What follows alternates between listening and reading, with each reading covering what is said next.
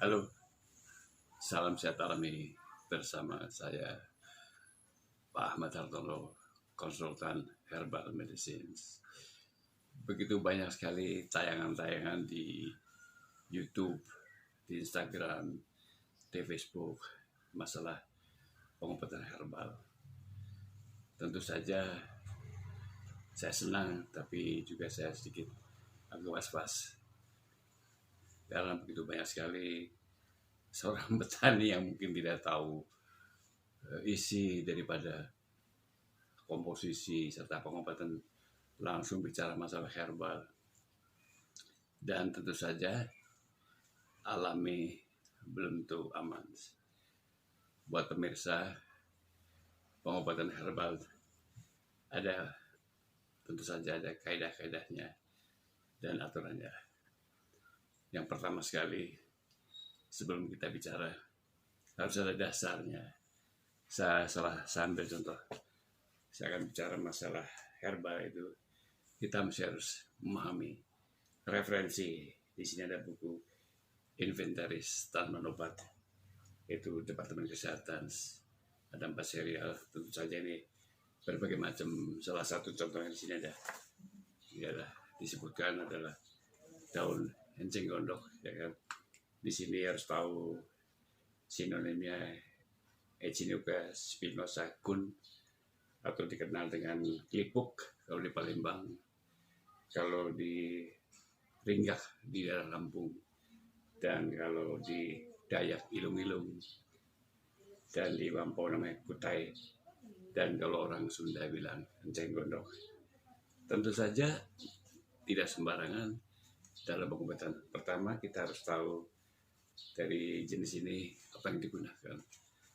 Apakah rimpangnya, batangnya, apakah daunnya, apakah akarnya. Dan yang lebih penting lagi adalah kita harus memahami kandungan zat kimia, yaitu daun Editonia mengandung saponin, flavonoid, dan polifenol.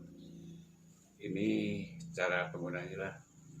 Khasiatnya itu tangkai daun Echinacea bersifat sebagai antiinflamasi.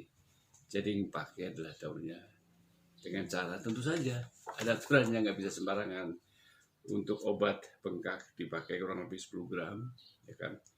Tangkainya ditumbuk halus, ditempelkan pada daerah yang terkena bengkak. Ini salah satu contoh lagi. Keduanya adalah begitu sekali, banyak sekali pertanyaan yang selalu tiap hari, Pak, bagus mana sih jahe merah ini? Kemudian saya punya jahe merah. Ini jahe merah, ya kan. Jahe merah dengan jahe kuning. Karena akhir-akhir ini di TV dimuat bahwa jahe merah lebih hebat daripada jahe kuning.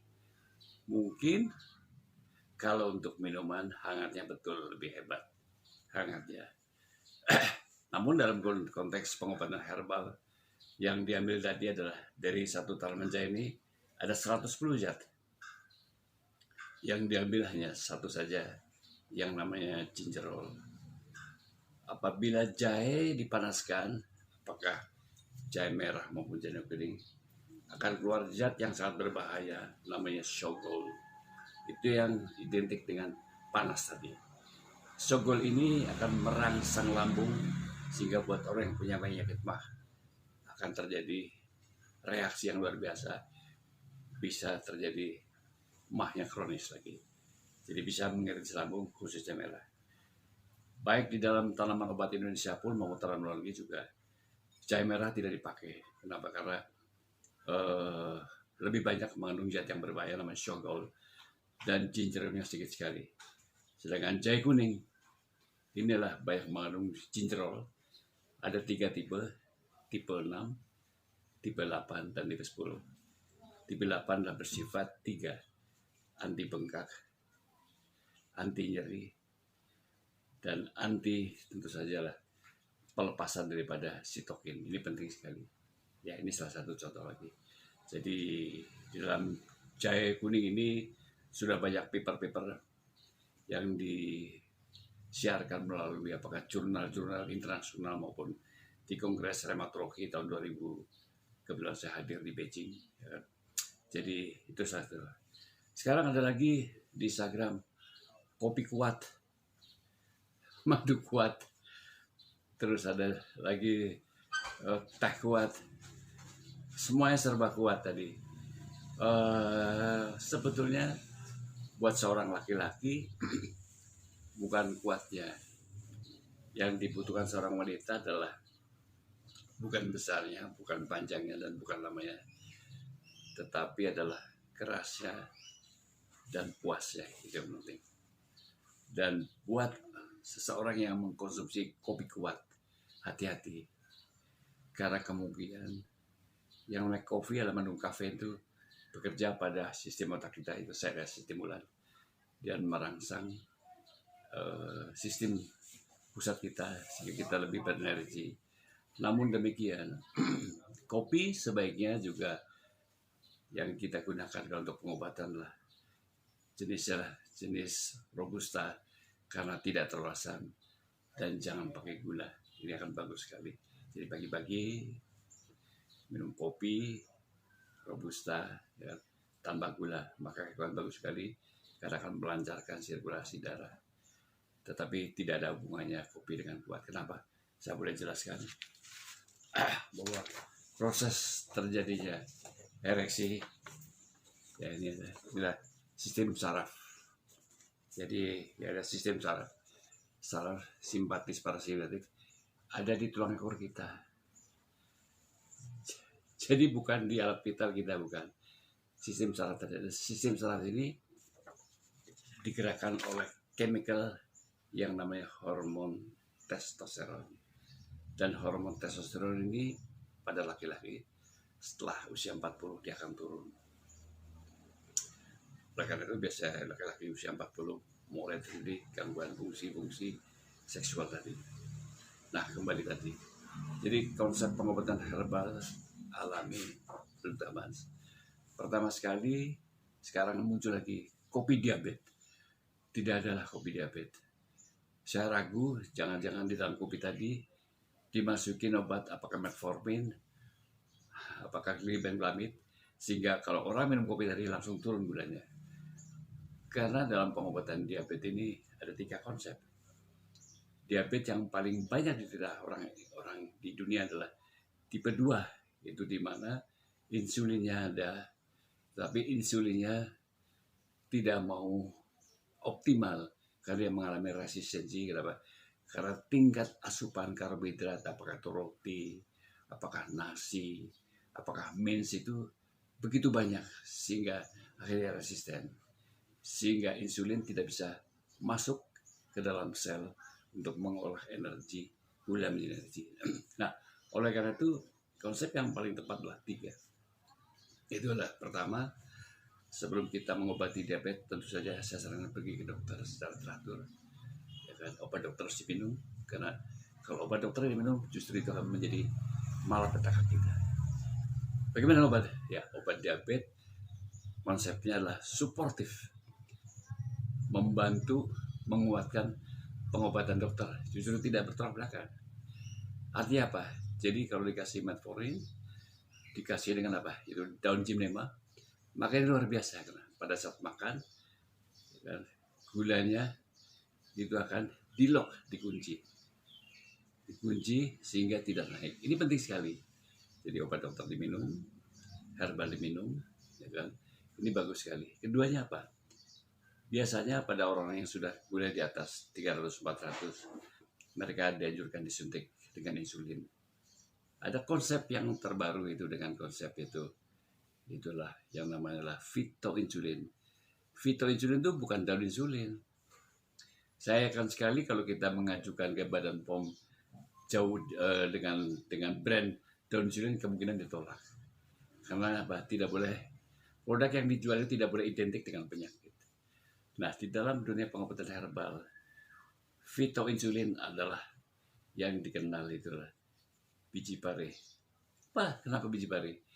Karena biji pare tadi mengandung zat yang namanya kuarantin, yaitu sebagai glukos transporter.